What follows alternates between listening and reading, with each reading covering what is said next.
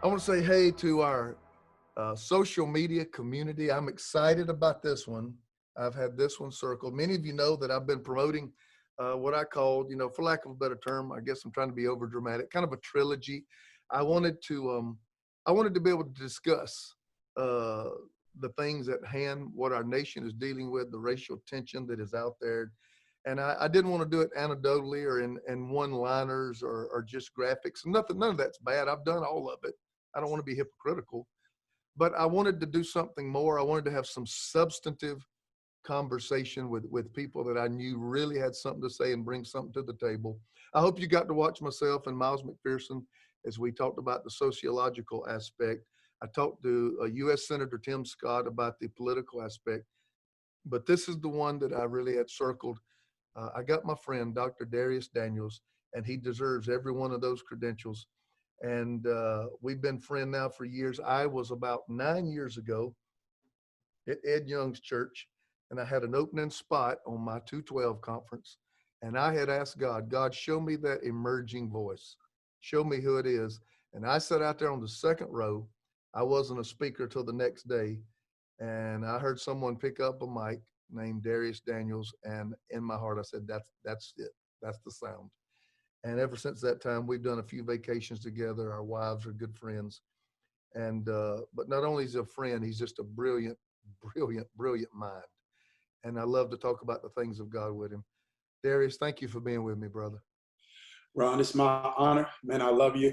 You know, you're people don't know this, that when I would come to 212, I wouldn't stay in the hotel. I'd stay in your house. I'd say, no, don't put me in a hotel. I want to stay at the house. So we consider, my wife and I consider y'all family, and we love you personally, but we just also have great respect and admiration for your ministry. I cherish our time together. Both of our schedules are not getting any lighter, so those times get less and less. Usually we meet each other in a green room or a ready room now, and yeah, it's deeper than that. And I want you to know I love all my co-laborers in Christ, but every once in a while God will bring you a real brother, and Dharius and Shamika are that to us. I don't want to waste the time. To all of our viewers, I really try to keep this around 30 minutes. If it goes down the road and it goes a little longer, so be it. But I realize you can't sit around and look at computers all day for entertainment. So, Pastor Dharius, I'm going to jump right in. You're going to say, man, he went in. He didn't waste any time. I'm a kingdom preacher. You know that. I know you've changed your church to Change Church, but you have a kingdom background, a kingdom theology, kingdom Christocentric perspective, I think, of church and church life. And there is a first Adam and there's a second Adam. And I've always told people you're in one or you're in the other. A lot of people don't know this. I think it's in Matthew chapter 3, when the genealogies are being discussed. The word of God calls Adam the son of God. Adam, the son of God. And then the Bible calls Jesus the begotten son of God. That there's a first Adam. 1 Corinthians 15 says one is a man of the flesh, and the second one's the man of the spirit, a heavenly man. So I've always told people, you're really either in the first Adam or you're in the second. It has been my theological perspective that I'm open for you to change. I'm open for it because I trust you. It has always been my perspective that when we were born again of the second Adam, the last Adam, Jesus Christ, that it was God bringing everybody to that thing we seek. I heard you say something when you talked about privilege I thought was powerful. You said we're trying to create a level, I don't know your exact words, a launching place, not level outcomes. The Bible doesn't even teach level outcomes, but equal when it comes to an opportunity and a launching pad. I thought that was a powerful distinguishment. I have always thought that in the kingdom, God wanted a classless society, and it was the one place where the pecking order had literally been removed. There's neither male nor female, Greek nor Jew, bond nor free, and I could go on and on with that. But then I had a brother the other day, whom I love dearly, say, I don't want you to look at me and say I don't see color. I have said that. I don't look at you right now and say, there is my black friend Dharius. I say, there's my friend Dharius. But he said, I want you to see how God has distinguished me as a man of color and embrace me and that identity. That challenged me because I had always been trying to get to the place I didn't see it. Talk to me on your perspective. Well, so first of all, I want to be clear on this. I agree with you both. So okay. I do agree that the vision for humanity that Paul paints, that God intends and Paul describes in Galatians, is a classless society. Now, let me be clear. Class is a social construct, not a kingdom construct. So whether it's economic, whether it's race, whether it's gender, when Paul describes life being done the king's way, those cultural classes are deconstructed in the kingdom, and people's value is not determined by them. So I agree with you 100% there. I agree with the other brother in this sense, and I'll start from this place, and that is God's original design has always been a diverse design. So in the animal kingdom, pre-sin, it's diversity. In the plant kingdom, pre-sin, it's diversity. And then when he creates Adam and Eve, there's distinction between the two. So diversity, and watch this, and even in, depending on where someone lands on this, so if you don't land here theologically, let's not fight about that, just throw the analogy away. So if someone believes in the Trinity, well, in the Trinity, there's distinction. So wherever you land, whether it's distinction in roles, whether it's distinction in person, whatever, the point that I'm making is you see that distinction. And so for me, I do believe that yes, there should be distinction. We shouldn't be defined by it.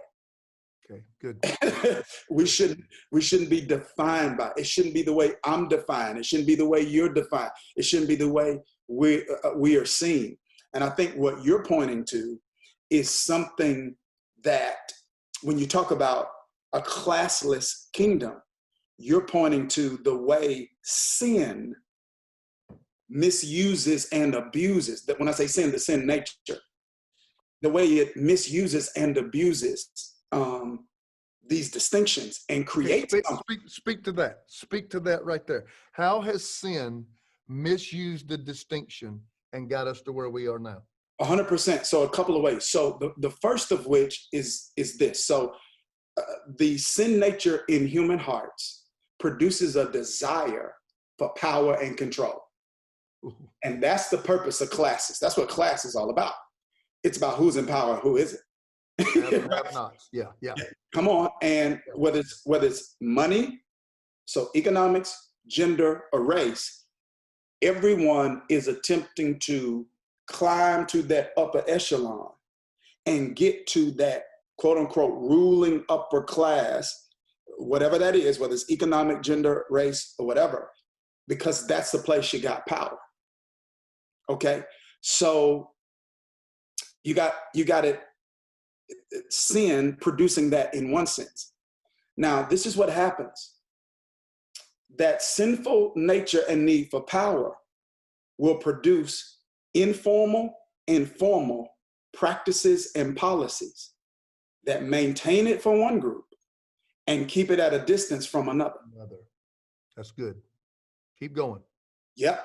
And so now you go from sin in a heart that impacts the way you treat me to sin in a system which impacts the way people treat us. People, yep. People, right? And so the challenge with the system is the origin of it could have been intended for one thing. People who perpetuate it may not even know its origin. Yet and still they are contributing to something that was intended to keep power with one class and not with another. I think I can't be fact checked. I hadn't Googled it. I don't have statistics. I think you're probably speaking where a lot of our white brothers and sisters are. I think that a lot of people may contribute or keep a continuation of a system that leads to this, maybe not even cognizant of the fact that they do it. I don't know that I've met many people that just don't like black people or I just don't like white people. I haven't run up on many of those. But there may be people that continue in their everyday life operating in a system that is doing this and keeps it that way without ever challenging it. Do you think maybe a little bit of that we've got an opportunity right here? I know there's a lot of tension and a lot of mad and a lot of hurt feelings, but Dharius, I'm hopeful. I see people coming to the table I've never seen come to the table. I've seen people talking I've never seen talk. Listen, I've seen cops calling out cops, and that blue blood runs deep. Mm-hmm. And I'm seeing things happen that I've never seen in my 30 years happen or in my 51-year lifetime. So are you hopeful that maybe we have a window here to move it? I am African American, and I'm hopeful. So that's, and I think that distinction is important. And so when people ask me that question, I've been asked a lot, how are you doing? And my response is, I'm more hopeful than I've ever been. I am too. Because, and it is not an uninformed hope, Pastor, right? It's not this blind optimism. Yeah, I am hopeful because of what I'm seeing. I'm hopeful because of what I'm hearing. I am seeing people, as you said, come to the table and show up for the fight. It's never been there. Ways that I never have, and from camps that I never have. Yes, sir. And so I do believe we have more than a little opportunity. We have a huge opportunity here. And I believe, and I'm not just over spiritualizing this, that God is at work. Now, let me tell you what I mean, Pastor, because part of what Jesus did was expose the insufficient and sometimes oppressive nature of the religious system of his day. Oh, yeah, yeah. I mean, he's turning tape. He comes in, when he goes into the temple, Pastor, he turns tables over. Now, he runs money changers out, but he turns tables over. Why? Because they had taken something that was intended to operate one way, right? Just get temple currency. And they changed that into a method of exploitation. And Jesus is like, okay, I got to turn this over. This is supposed to be, this was my Father's intent with this. Mm-hmm. Now you have made it, should be a house of prayer, you made it into a den of thieves. You created something completely different than my Father intended. I think that's what happened. That's what happens with race and distinction. God's like, I created this to show you the beauty of my creation, the beauty of my design. Now you have taken this and you have created classes and you've created distinctions and you've created haves and haves not, and based on something that I never said should have been a criteria for that. Now this is going to be a little controversial because you got grace factors and things of that particular nature. But even in the kingdom of God, Pastor, there are not equal outcomes. Yes, that's true. And that's what I'm in total agreement with that. Yeah, we're equal, but we're not identical. Yes. We don't have the same stuff. Yes. And it doesn't mean that a person's worth more or not. Yes. But you just see that. You see, there are a lot of Jewish men that could have been picked, but God picked Daniel.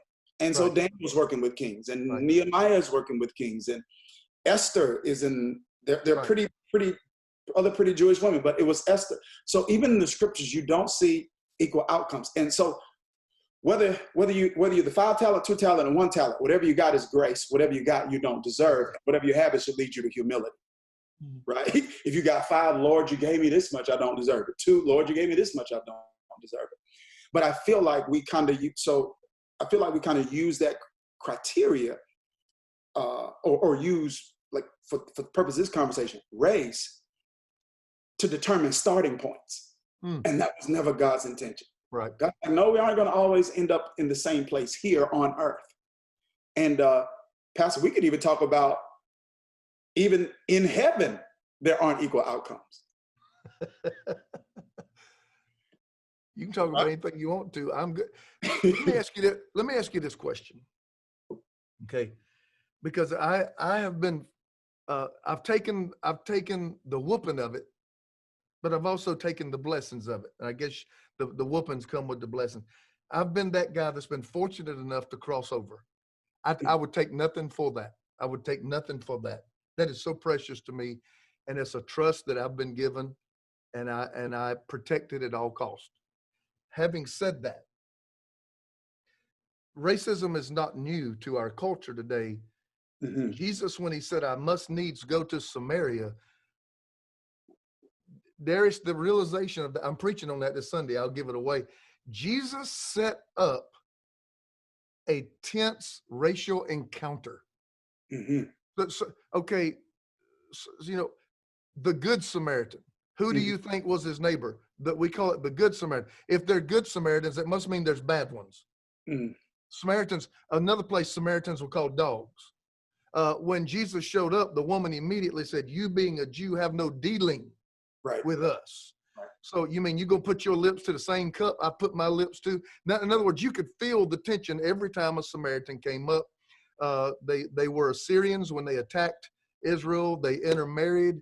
The Jews resented that. The Jews thought they were superior. The Jews called them dogs. And notice when Jesus went and said, I got to go through Samaria, a place that I would usually go around, I got to go to. That's right. And then when he said, I go to it, he sent the disciples into town to buy food because all the disciples were super Jews. Mm-hmm. And he knew they were not ready for what he was about to do. It had to be already done, and then they come back and see it.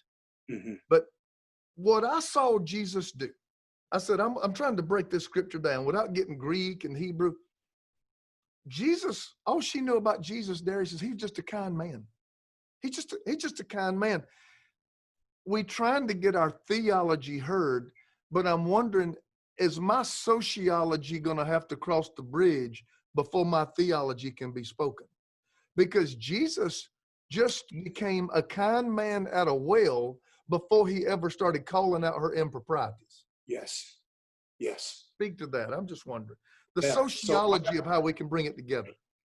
Absolutely. Well, I feel like what I would say is that when your theology is working right, meaning when you understand Christianity as God intends, then you understand that the evidence of it, the outworking of it, affects your sociology. It changes the way you deal with people. It changes the way you see them, and it changes the way that you treat them. And so I think Jesus modeled this in John 4 with the woman at the well. He modeled it he modeled John 4 with the woman at the well. And you're right, there was ethnic tension between Jews and Samaritans. Very, very just great ethnic tension that existed there. And so Jesus, he models that. And I believe I want to say something here. I believe that because he got that part right, that is what's responsible for the great harvest that came at the end of that encounter, when all of those men came to the city. And this is why I am so adamant and passionate about speaking to the theological side of this racism issue. Because when we don't deal with it properly, it hinders our witness in the world. No doubt. Yeah, it hinders the Bible says all the men of that city came to hear Jesus because she said, come see a man that told me all I ever did. And so when we are not getting love right, people don't want to hear our doctrine. Yeah, and so this is why this racism issue, sometimes people say, why are you guys talking about this so much in the church? The assumption is if I ignore something, then it goes away. And we wouldn't handle the flu that way. We wouldn't handle a cold that way. We wouldn't handle a broken arm that way. And that's not the way God has called us to handle this issue.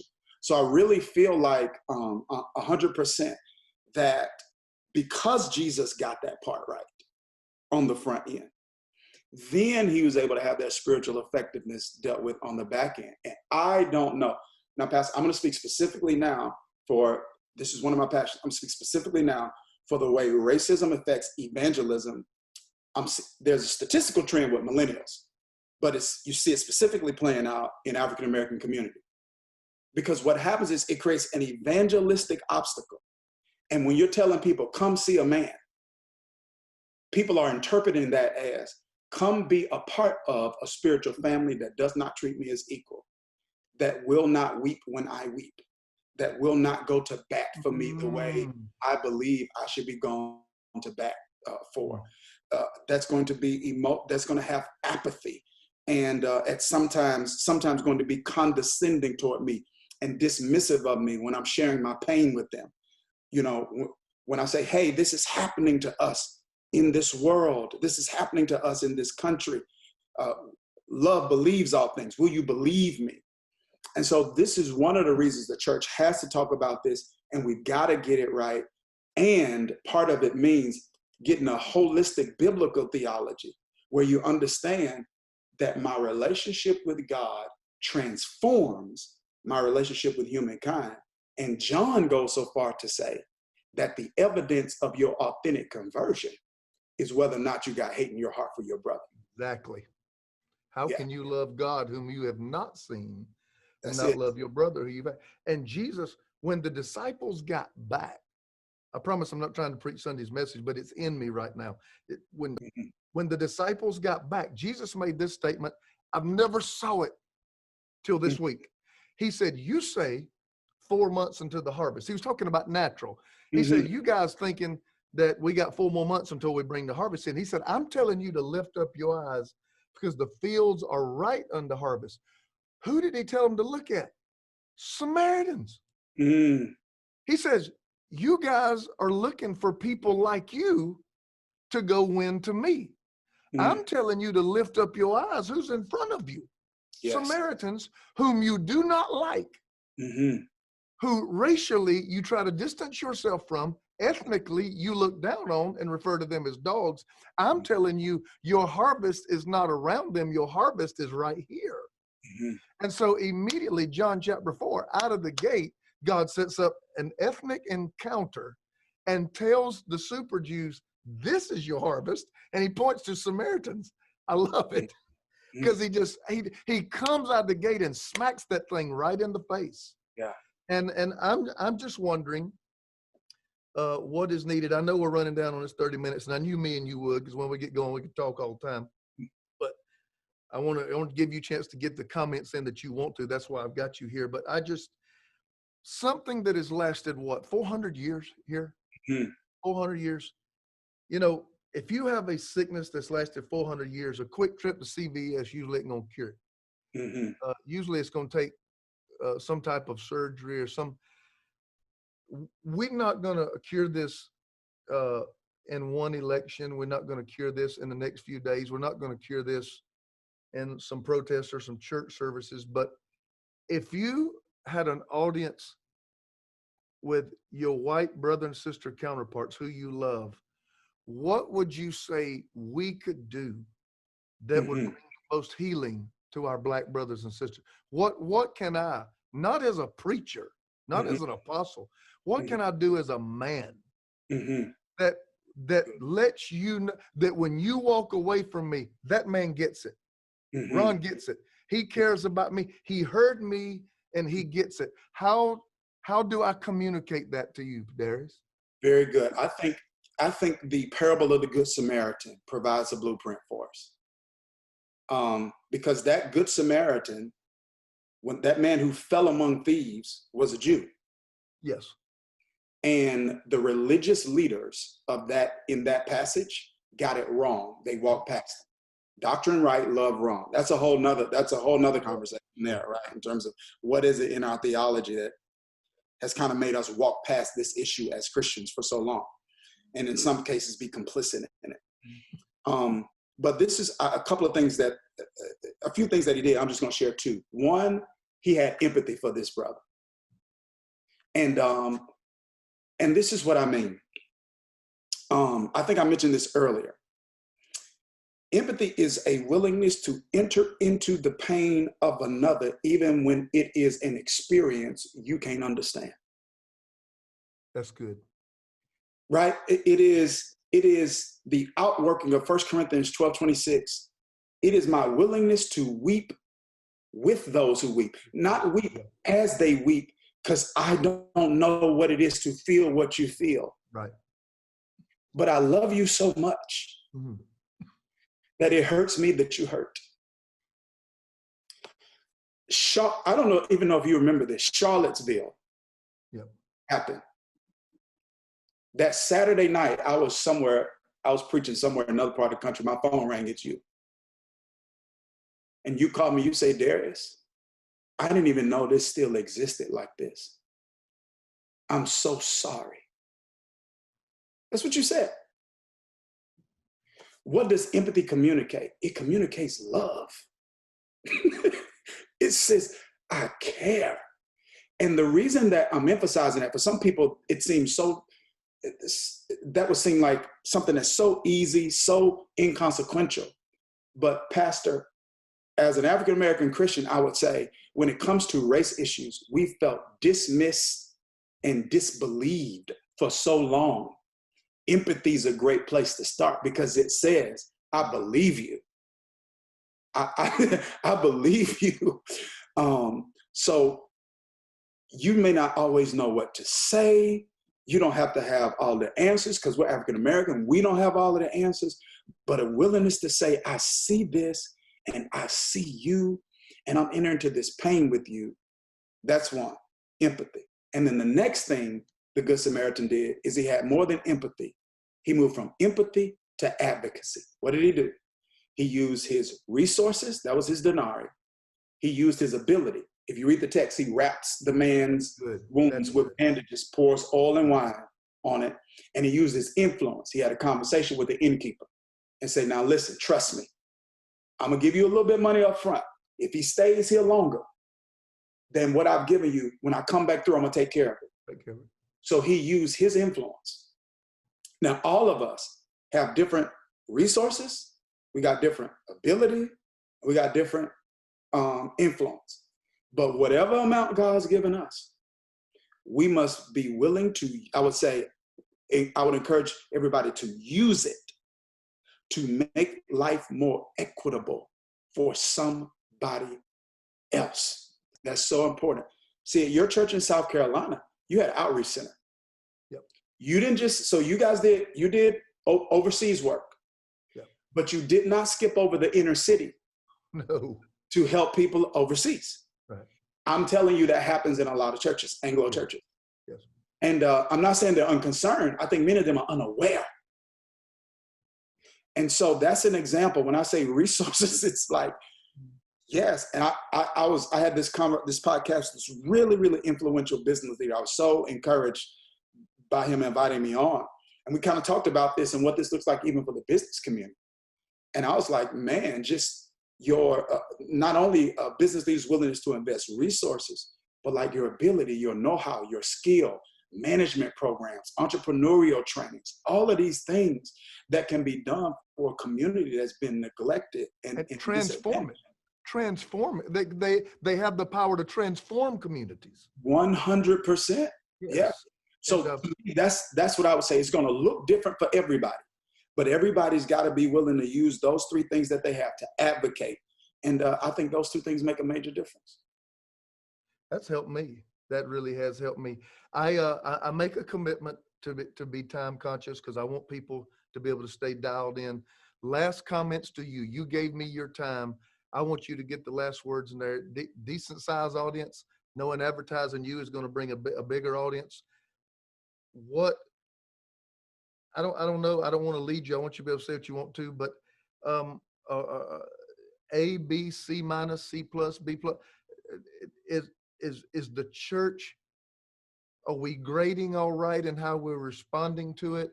Or do we need to pick it up a little bit?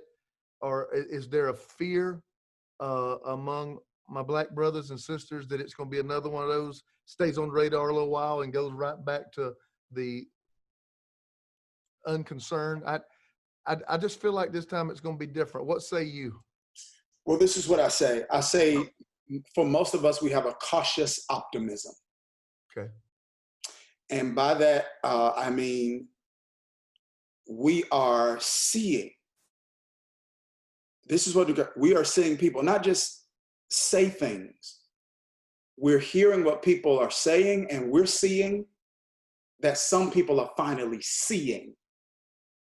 And so because they're seeing a pattern and not just isolated incidents, we're hopeful that this will be a sustained effort, Pastor, to address, here it is, no African American I know is naive enough to think we can eradicate racism in the human heart any more than we can eradicate greed. That's not what we're after, per se. Now, we do have issues when we say, hey, we think a lot of Anglo leaders have underestimated how much this exists in hearts that are sitting in their pews each week, so they aren't speaking to it enough. I may be guilty of that. Yeah. Call, I didn't remember that till you brought it up. Remember that call? That was a factual statement I told you. I didn't even know. Yeah. I think I kind of got in a cross-cultural bubble Mm-hmm. and thought that the whole world was like what we were experiencing. Yeah. And it's not. And Yeah. and that shook me. And I called you. I'm like, man, we still here? Yeah, that's what you said. Yeah, we're still here. But you've got to be tired from telling us over and over again, us, and I'm putting myself numbered with them, your white brothers and sisters, you know, how this is hurt, how this is affected, how it can be systemic and privileged. But I want to tell you, don't get tired of saying it, because I think some of us are just now getting it for the first time. And I don't want you to be tired of telling me, because there might have been a time you were saying it to us, but I heard, but I didn't listen. Yeah. I think now there's a listening ear that's taking place, because when my white brothers call me and they're saying, we got to do something about this, not sure what to do. But like you said, my empathy, my resources, my influence, I'm going to take my little world and I'm going to turn it in that direction. That's what I'm excited about. Yeah. Yeah. It's exciting. And Pastor, what that will, yes, if this is taught on more and people understand that as a Christian, we all got things in our heart that we may not be aware of and God wants to deal with, that will help deal a little bit with racism. The major issue, and this is what we want people to get, because oftentimes I hear people say things like, only Jesus can fix this, that's racism, right? But the fruit of racism is injustice. Mm-hmm. And that is what you cannot open the Bible and not see you got an obligation for, right? No. Yeah. It's impossible. Yeah. It's impossible. Yeah. That's what we're after. We're not saying we're going to rid the world of racism. We're saying we can minimize injustice. We can make life more equitable. We can overturn some of these systems. I put it this way: if we both walking through the mall and somebody looks at, which we have, and we're with our lives, God bless us. But we walking through the mall and someone sees Ron and someone sees Dharius, and they think highly of Ron and not as high as Dharius because of the color of my skin. Ron, that affects my life in no way whatsoever. I don't know what he's thinking. It doesn't affect me. That could be racism in his heart. It does not impact my life. Now, when that is acted upon, when I'm trying to get a loan, when my kid's trying to get in school, when you pull me over as a police officer, when you treat me when it comes to medical care, if you follow me around the store, when that happens, now it adversely affects my life. Right. That's injustice. And that's when you feel it. That's when you feel it. That's when you feel oppression. Yes. Feel it coming down on you. Yep. And I get it. This has been so helpful. Last comments. Yep. And so I would just say, I'm going to say this, Pastor. I think it needs to be. There are three groups of people in this, that when it comes to this issue. One group, they get it before we say anything. There's another group that's not going to get it, no matter what we say. The group in the middle is the group that will get it based on if we say it and how we say it. So I just want to speak to the people in the middle and tell you, thank you for being open. Thank you for showing up to the fight. You have reinvigorated people like me who've been fighting this battle long before some of this stuff got filmed on TV. I've been fighting in back rooms and green rooms and seminary campuses and working, trying to correct some of this theology that I think had some blind spots in America. And I want to tell those in the middle who don't even have the answers, but who are tuned in and saying, I'm ready to listen, I'm ready to learn, and whatever little resources I have, ability I have, and influence I have, I'm ready to get in this fight because it matters to God and it matters to God's people. I just want to say, we see you. I see you. And we appreciate it, and I believe God sees it. And I think history is going to look back on this moment and see a drastic turn that took place in the church and then for our nation. So well said. And I want to tell you, and I'll say this publicly, I don't care where the chips fall, I'm sorry that it took this. It should not have taken a message this loud to get my attention, to get our attention. And but I do know good, solid people who have never been involved before, who don't have a clue what to do. Yeah. But that's the posture they've taken.